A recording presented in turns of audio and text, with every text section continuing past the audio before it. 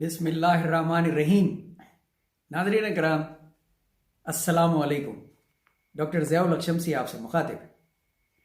عید میلاد النبی کی سیریز کے سلسلے میں آج ہماری 5ویں نشست ہے۔ پہلی 4 نشستوں میں ہم غزوات کا ذکر کر چکے ہیں اور اب انشاءاللہ اس نشست میں فتح مکہ اور پھر اس کے بعد حضور پاک صلی اللہ علیہ وآلہ وسلم کی رحلت تک کے حالات کا جائزہ لیں گے۔ کتاب ہے فراس الخطیب کی لاسٹ اسلامک ہسٹری، جس کا آسان اردو ترجمہ آپ کے سامنے پیش کر رہا ہوں۔ ذکر ہونا ہے حضور اقدس کا، تو پہلے درود شریف پڑھ لیجئے۔ بسم اللہ الرحمن الرحیم۔ اللہم صلی علی محمد وعلی آل محمد کما صلیت علی ابراہیم وعلی آل ابراہیم انک حمید مجید۔ اللہم بارک علی محمد وعلی آل محمد کما بارکت علی ابراہیم وعلی آل ابراہیم انک حمید مجید۔ صدق اللہ العظیم۔ مدینہ میں مستحکم حکومت کے بعد آپ صلی اللہ علیہ وآلہ وسلم نے فیصلہ کیا کہ اب قریش سے فائنلی نمٹا جائے۔ اللہ کی طرف سے بھی کامیابی کی نوید آ چکی تھی، تو سن 628 عیسوی میں محض 1500 مجاہدین کے لشکر کے ساتھ آپ صلی اللہ علیہ وآلہ وسلم نے مکہ کا رخ کیا۔ لیکن یہ لشکر جنگ کی نیت سے مکہ کی طرف روانہ نہیں ہوا تھا، بلکہ حج کی نیت سے روانہ ہوا تھا۔ لوگ احرام کی حالت میں تھے اور جنگی ساز و سامان ساتھ میں نہیں تھا۔ آپ صلی اللہ علیہ وآلہ وسلم نے حدیبیہ کے مقام پر پڑاؤ ڈالا اور قریش کی طرف سے اجازت کا انتظار کرنے لگے تاکہ امن و امان کے ساتھ کعبہ میں عبادت کر سکیں۔ مکہ کے قریش اس بات پہ حیران تھے کہ صرف 6 سال پہلے ہم نے جن لوگوں کو اس علاقے سے نکالا تھا وہ ایک بار پھر یہاں آنے کا ارادہ کیوں رکھتے ہیں۔ بالآخر انہوں نے آپ صلی اللہ علیہ وآلہ وسلم سے ایک معاہدہ کیا کہ آپ اس سال واپس لوٹ جائیں اور اگلے سال ہم انشاءاللہ 3 دن کے لیے مکہ کو خالی کر دیں گے، تو آپ عبادت کر لیجئے گا۔ اس معاہدے کو صلح حدیبیہ کے نام سے جانا جاتا ہے اور اس معاہدے کی روح سے مکہ اور مدینہ میں آئندہ 10 سال تک لڑائی نہ کرنے کا معاہدہ ہوا۔ کچھ مسلمان اس معاہدے سے پریشان تھے کیونکہ وہ مکہ جانا چاہتے تھے، لیکن حضور کی حکمت، انہوں نے اس معاہدے کو اہمیت دی اور واپس چلے گئے۔ لیکن اس معاہدے کی وجہ سے اسلام کو بہت فائدہ ہوا۔ جنگ کا خطرہ ٹل جانے کی وجہ سے آپ صلی اللہ علیہ وآلہ وسلم نے دنیا بھر میں اپنے سفیر روانہ کیے تاکہ وہ لوگ اسلام میں داخل ہو سکیں۔ آپ صلی اللہ علیہ وآلہ وسلم نے پورے جزیرہ نما عرب میں بائزنٹائن اور فارسی سلطنتوں میں جو کہ شمال میں واقع تھیں اپنے نمائندوں کے ذریعے اللہ کا پیغام بھیجا۔ عرب کے بندو اور مکہ کے لوگوں نے جوق در جوق اسلام قبول کرنا شروع کیا اور خالد بن ولید جیسے سپہ سالار جنہوں نے قریش کو جنگ احد جیت کے دی تھی مسلمان ہو گئے اور پھر مدینہ شفٹ کر گئے۔ قریش نے حدیبیہ معاہدے کی پاسداری نہیں کی اور صرف 2 سال بعد ہی قریش کے ایک اتحادی نے مسلمانوں کے اتحادی قبیلوں پر حملہ کیا جو مکہ سے کچھ فاصلے پر تھا۔ معاہدے کی خلاف ورزی کی وجہ سے آپ صلی اللہ علیہ وآلہ وسلم نے فیصلہ کن جنگ کی تیاری شروع کر دی۔ سن تھا 630 عیسوی اور آپ کے ساتھ تقریباً 10,000 مجاہدین کا لشکر، اور آپ روانہ ہوئے مکہ کی طرف۔ قریش نے بڑی کوشش کی بات چیت کرنے کی، لیکن وہ ناکام ہو گئی اور مکے والوں کو اندازہ ہو گیا کہ اب وہ مسلمانوں کا مقابلہ کرنے کی طاقت نہیں رکھتے۔ چند جھڑپوں کے علاوہ قریش کوئی بڑی مزاحمت نہیں کر سکے اور آپ صلی اللہ علیہ وآلہ وسلم کی فوج بغیر کسی خون خرابے کے مکہ میں داخل ہو گئی۔ سبحان اللہ۔ آپ صلی اللہ علیہ وآلہ وسلم کی مکہ میں کامیاب واپسی اسلام کی بت پرستوں کے خلاف آخری کامیابی تھی۔ کعبہ میں موجود سینکڑوں بتوں کو تلف کر دیا گیا اور کعبے کو صرف ایک خدا کی عبادت کے لیے کھول دیا گیا۔ قریش کے سردار ابو سفیان سمیت تمام مکے والوں نے تسلیم کیا کہ ان کے پتھر اور لکڑی کے خدا محض بے سود مجسمے ہی تھے، اور انہوں نے آپ صلی اللہ علیہ وآلہ وسلم کو اللہ کا پیغمبر تسلیم کر لیا۔ محمد صلی اللہ علیہ وآلہ وسلم کی مکہ واپسی کسی معجزے سے کم نہ تھی، کیونکہ صرف 8 سال قبل ہی آپ صلی اللہ علیہ وآلہ وسلم کو رات کی تاریکی میں مکہ چھوڑنا پڑا تھا۔ اتنی کم وقت میں آپ صلی اللہ علیہ وآلہ وسلم کی حکمت و فراست اور اللہ کی مدد سے آپ صلی اللہ علیہ وآلہ وسلم کو یہ کامیابی نصیب ہوئی۔ ناظرین کرام، فتح مکہ کے وقت آپ صلی اللہ علیہ وآلہ وسلم کی عمر 60 برس تھی۔ قرآنی آیات اور احادیث کی مدد سے آپ صلی اللہ علیہ وآلہ وسلم اللہ کا پیغام تمام انسانوں تک کامیابی سے پہنچا رہے تھے۔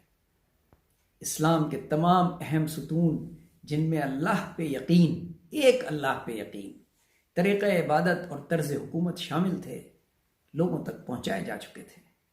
ایک معاشرتی نظام جس نے برادری اور قومیت کے اصولوں کو رد کیا اور برابری کا درس دیا، رائج کیا جا چکا تھا۔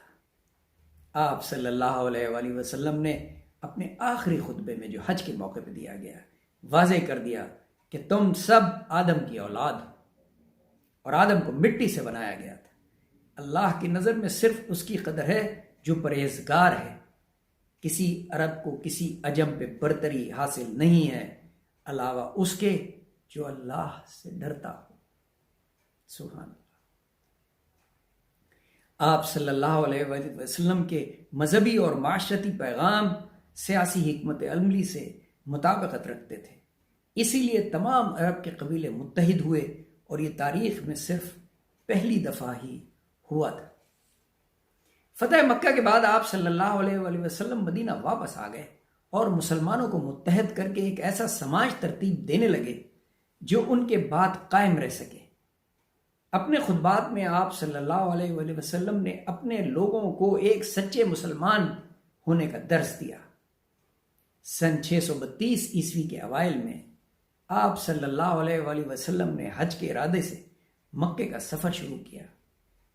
آپ صلی اللہ علیہ وآلہ وسلم نے خطبہ حج میں ہزاروں زائرین کی موجودگی میں ایمان اور اتحاد کی تلقین کی، برابری کا درس دیا، ظلم کو رد کیا، عورتوں کی عزت اور ان کے ساتھ پیار سے پیش آنے کا پیغام دیا، قبائلی دشمنیوں کو بھلا دینے کی تلقین کی۔ آپ صلی اللہ علیہ وآلہ وسلم کا خطبہ آپ صلی اللہ علیہ وآلہ وسلم کے دور پیغمبری کا نچوڑ تھا۔ اسلامی یقین کے مطابق آپ صلی اللہ علیہ وآلہ وسلم کا کام اللہ کا پیغام پہنچانا تھا، قرآن کے ذریعے اور اپنے اچھے عمل کے ذریعے۔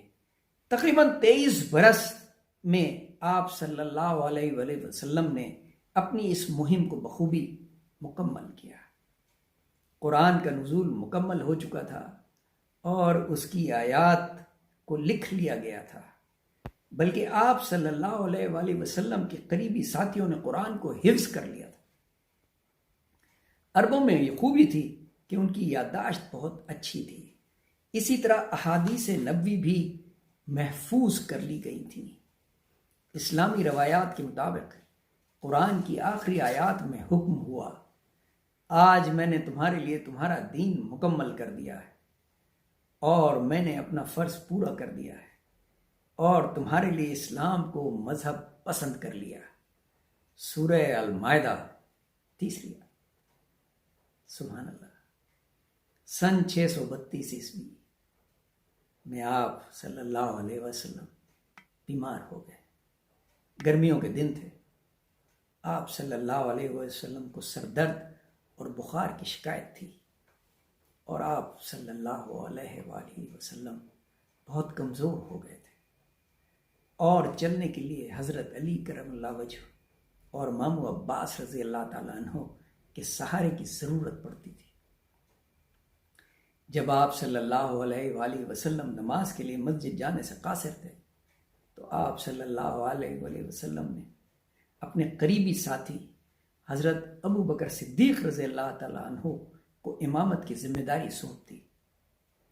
آپ صلی اللہ علیہ وآلہ وسلم نے اپنی زندگی کے آخری ایام بی بی عائشہ رضی اللہ تعالیٰ عنہ کے گھر میں گزارے، جو حضرت ابو بکر صدیق رضی اللہ تعالیٰ عنہ کی صاحبزادی تھی۔ آپ کی بیماری کا سن کر مسلمان بے حد پریشان اور غمزدہ ہو گئے، کیونکہ وہ آپ صلی اللہ علیہ وآلہ وسلم سے بہت زیادہ عقیدت رکھتے تھے۔ اچھے برے وقت میں وہ لوگ آپ صلی اللہ علیہ وآلہ وسلم کے ساتھ تھے اور آپ صلی اللہ علیہ وآلہ وسلم سے رہنمائی لیتے تھے۔ آپ صلی اللہ علیہ وآلہ وسلم نے اس بات پر زور دیا کہ صرف اللہ دائمی ہے، باقی ہر شخص کو اللہ کے حضور پیش ہونا ہے۔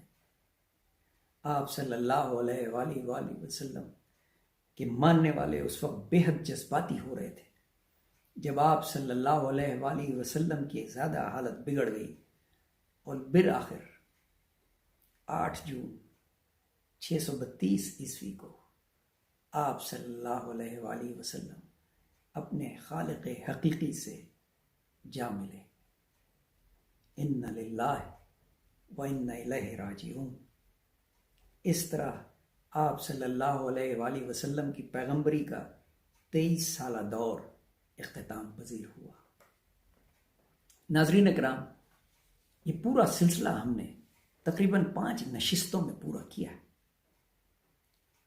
میں گزارش کروں گا ایک بار پھر اپنے بچوں کو یہ تمام کی تمام قسطیں بار بار دکھائیے تاکہ انہیں اسلامی تاریخ کا علم ہو سکے، کہ ہم نے ان نشستوں میں 5 نشستوں میں جو کہ مبنی تھیں فراس الخطیب کی کتاب لاسٹ اسلامک ہسٹری کے اردو ترجمے پہ، جو کہ میں نے خود کیا ہے، بہت اہم ہے۔ ظہور اسلام سے لے کے حضور پاک صلی اللہ علیہ وآلہ وسلم کی رحلت تک کے تمام حالات انتہائی آسان الفاظ میں بیان کیے میں نے۔ اس سے آپ کے بچوں کو تقریباً 4 سبجیکٹس میں بہت مدد ملے گی: Islamic history, Pakistan studies, Urdu اور تاریخ۔ بہت شکریہ، اپنا بہت خیال رکھیے گا۔ اللہ حافظ۔